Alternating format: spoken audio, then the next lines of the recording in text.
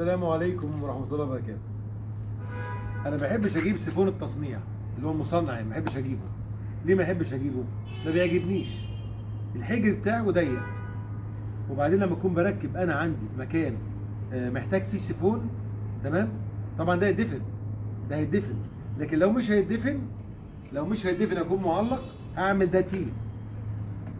لو كان معلق هعمل ده تي، ودي طبة طبعا معروفة، طبة اللي هي بلوز معروفه، يعني مش كل الدنيا عارفاها، الدنيا كلها عارفاها.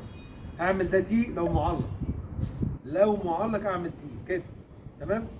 ولو مدفون خلاص مش لازم اطبق خالص، ان اصب عليه عشان يديني هنا حمل ميه، يديني حمل ميه، تمام. المستوى هنا بده طبعا زي ما انت شايف عالي ازاي، عالي هنا بالمستوى ده. لو حطينا ميزان ميه كده هتلاقي ميزان الميه عامل معاك كده بالظبط كده، شايف ميزان ميه اهو. جايب فين الميه؟ جايب من اول صرف بره لغايه جوه، معبي لك ميه كل دي، كله معبيه ميه لغايه هنا كده بالظبط، معبيه ميه عشان لو في ضغط هواء جاي من طرمبه بره بتعمل ضرب في المجاري جامد جدا، طرمبه الشفط من تحت ما تردلكش، لان السيفون المصنع الجاهز حبه ميه صغيرين جدا بيعملوا رجوع، يرجع لك هواء بسرعه. اما حمل الميه ده كنت عامل عنه فيديو زمان بصوره ما كانش عاجب الناس، بس انا بقول ايه الفكره دي هنا كده مساويه معايا بهنا، يبقى ده كل ده حمل ميه، تمام. هنا القاعده دي لما تيجي تصرف، تمام، هتصرف براحتها خالص. لو انا حاجه وقعت عندي جوه اقدر امد ايدي اجيبها كده، كل ايدي دخلت، شايف ايدي كلها دخلت لغايه الاخر، لغايه الكوين اهو. اجيب حاجه صلبه حاجه عاديه اسلك اهو، بص ايدي داخله فين، ايدي داخله لغايه هنا كده. يبقى انا عندي مجال ان انا اسلك براحتي خالص، مجال حمل ميه، مجال وسع ما يسدش، انضف واشيك واحسن بكتير جدا، عملي جدا جدا. واهم حاجه يا جماعه في المعلق بالذات ما تركبش سيفون معلق، ما تركبش سيفون معلق ولا السيفون بيطبق من تحت، ده خطر جدا، ابو طبق من تحت ده خطر جدا، تمام. تعمل ليك وساعات الزمان ينشف وتدي تفلون، لكن الطبه هنا احسن، الطبه دي احسن.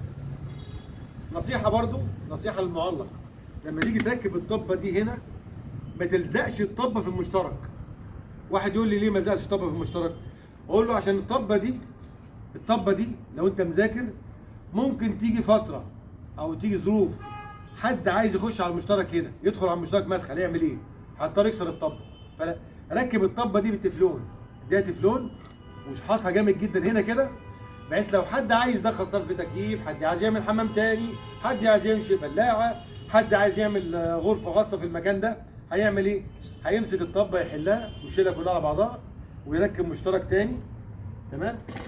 ويركب مشترك تاني هنا جنبه كده، وتركب الطبه هنا تاني، تمام؟ اصبح انت ممكن تسلك برضو على العدل بتاعك عادي جدا، مفيش اي مشكله، تمام؟ يعني في جميع الاحوال ممكن تركب مشترك هنا بطبه تاني، تسلك من هنا، معايا ازاي؟ فالفكره ممكن تركب مشترك بطبه هنا تاني، هنا لو عايز تعمل برضو مشترك بطبه تاني هنا، دي كل احتمالات. هنا مشترك تاني بطبه 4 بوصه عشان تسلك كده وتسلك كده وتسلك كده، يبقى انت عندك سهوله تسليك، اي حد يسلك، اي حد يسلك. انا مشكلتي اصلا في الصرف، في التسليك. انت مشكلتك في الصرف حاجتين في الصيانه، التسليك والميول، التسليك والميول. اما التركيبات دي امرها سهل، انت بتدي غيره وتلزق وخلاص، ادي كل المشكله. لو انت في السعوديه وعملت القصه دي احسن لك من السيفون الجاهز، احسن لك من السيفون الجاهز، تمام. ده كانت نبذه صغيره جدا عن السيفون التصنيعي اللي انا بحب اعمله، وما بحبش الجهاز خالص نهائي.